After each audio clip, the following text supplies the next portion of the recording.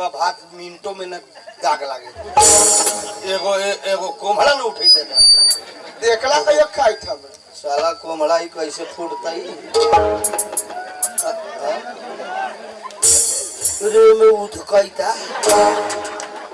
लोहिया ले आ तो मतरिया ए में मुंह बांध दे ले हो कोमड़ा जुठिया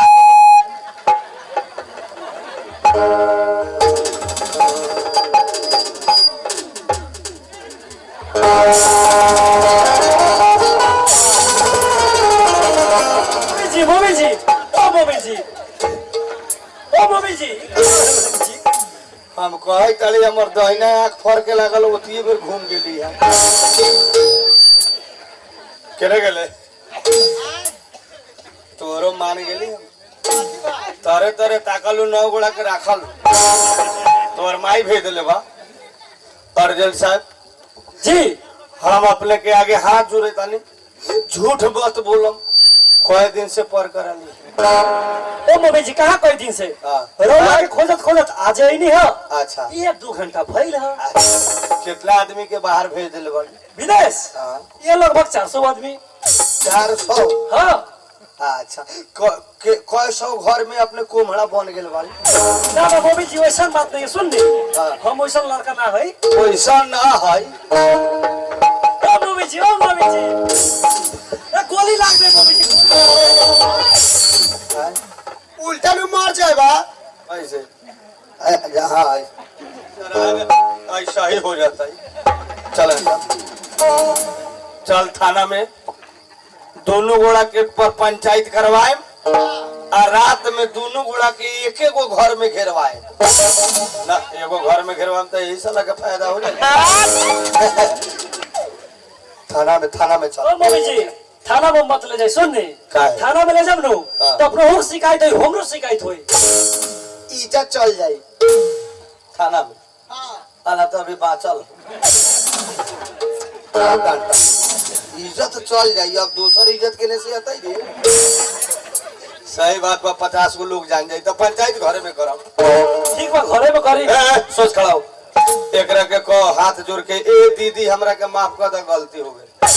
काती कही ए दीदी हमरा के माफ कर दे गलती हो गई दीदी कह देले एकरा त जितना विदेश गेलो सब तोरा पाहुना लगता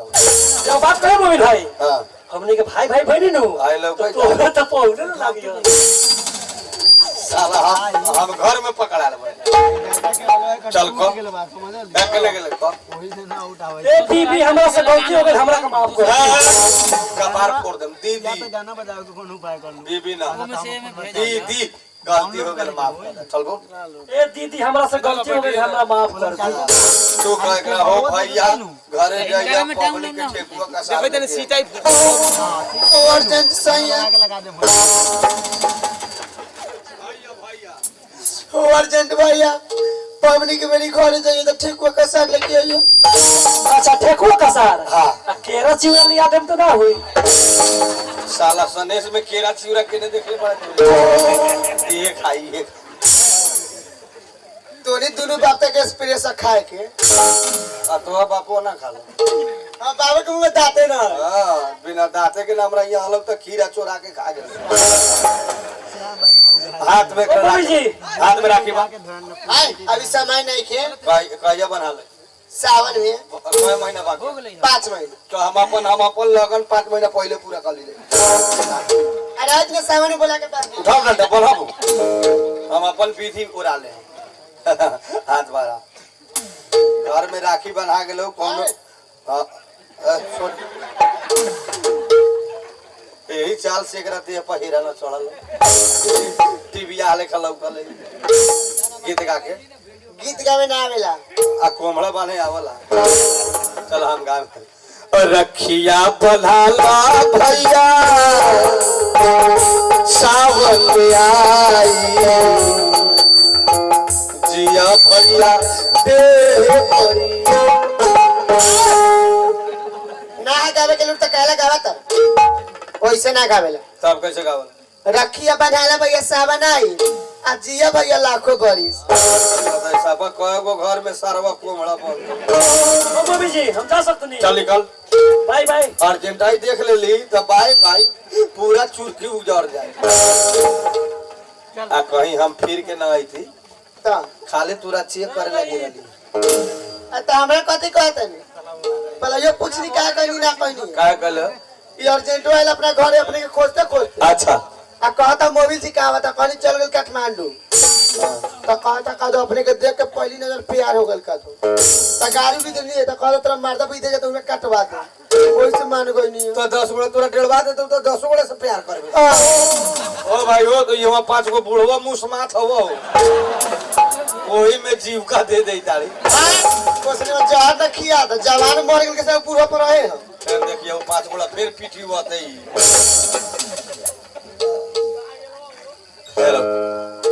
चलिए रेवल कॉमेडी प्रोग्राम में साथ देने बहुत बहुत धन्यवाद। ज्यादा ही थोड़ा कम चलिए कॉमेडी के बाद में रिकॉर्डिंग स्टार्ट होने जा रहा बा। अरे वो लोग शांत बनाई अभी प्रोग्राम समाप्त नहीं थे रिकॉर्ड चली लेकिन जाते जाते याद जरूर रखो मोबिल म्यूजिक वर्ल्ड एक बार जरूर हमारे वीडियो ले आई। आप देखी चाहे ना देखी लेकिन सब्सक्राइबर बेल आइटम जरूर बढ़ाए। पूजा जी हेलो पूजा जी आ रही है एक और चित्रहार प्रोग्राम लेकर। पूजा जी के बाद गुड़िया रानी आएगी और उसके बाद ऐश्वर्य जी आएगी। आप लोग अगर देखना चाहते तो बैठिए नहीं तो 2 रिकॉर्ड के बाद समाप्त कर देंगे। हेलो पूजा जी को बैठाइए। हेलो